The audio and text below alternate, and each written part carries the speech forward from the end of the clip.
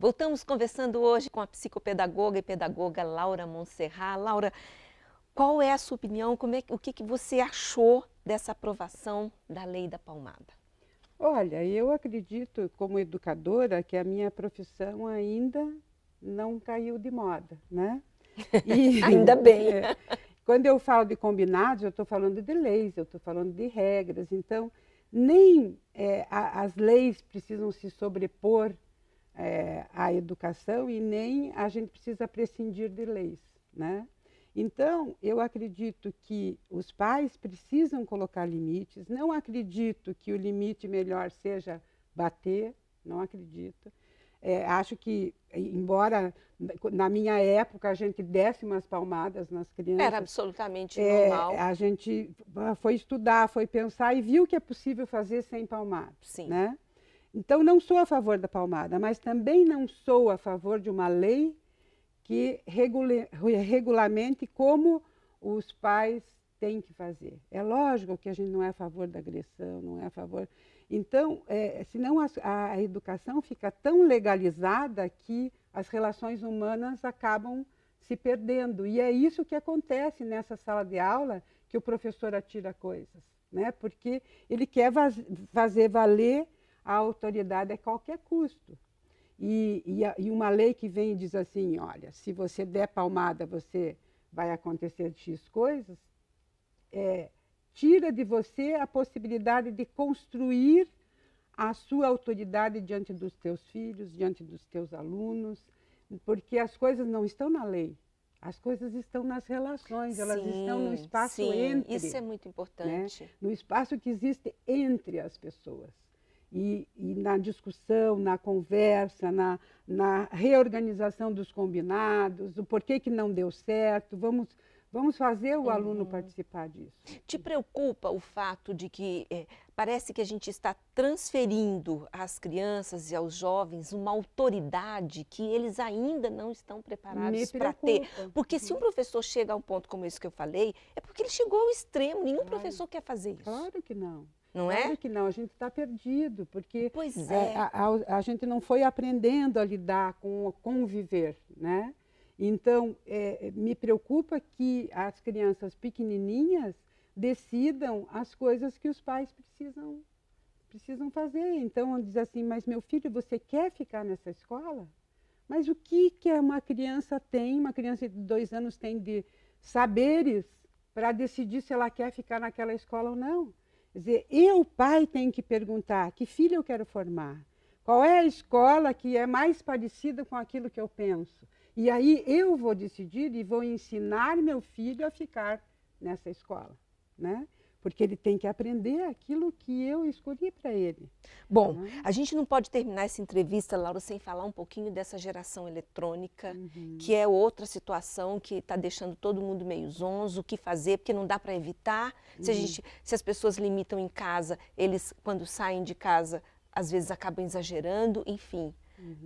Qual é o ponto? É o mesmo ponto que a gente precisa usar para bebida, para droga, para o jogo, para o sexo. Mas aí você está colocando tudo no mesmo balaio.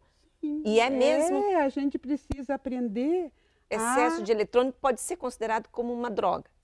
Ele pode vir a ser. Sim. Eu tenho clientes que chegam a colocar o cabelo na frente porque não suportam a relação com o outro, de tanto ficar preso sozinho no só computador. com o computador. Né? Quer dizer, ele se relaciona com pessoas que estão distantes, mas não com as que estão próximas. É ruim isso? O eletrônico não é ruim, é maravilhoso. Nós adoramos, até a gente às vezes se perde no tempo utilizando os aparelhos eletrônicos. Mas a gente tem uma vida, a gente precisa caminhar, a gente precisa olhar para o outro, a gente precisa aprender a se doar, a gente precisa aprender a receber, a gente precisa aprender a dar. Então, só ficar confinado com os meus aparelhos não é suficiente para se tornar humano. Agora, se a gente não quiser se tornar humano, tudo bem, né? Então, o excesso, porque você usou a palavra excesso. Sim. O excesso leva ao vício. E o vício leva ao afastamento, à alienação da vida em comum. Mas o que não é excesso? Vou te colocar numa situação difícil, porque hoje as escolas também levaram isso para suas práticas, para poder, levar. sim, né? Então, assim, o que não é excesso? O que não é excesso de acordo com cada família, é você dizer assim, olha, agora é a hora do almoço, nessa família todo mundo almoça junto.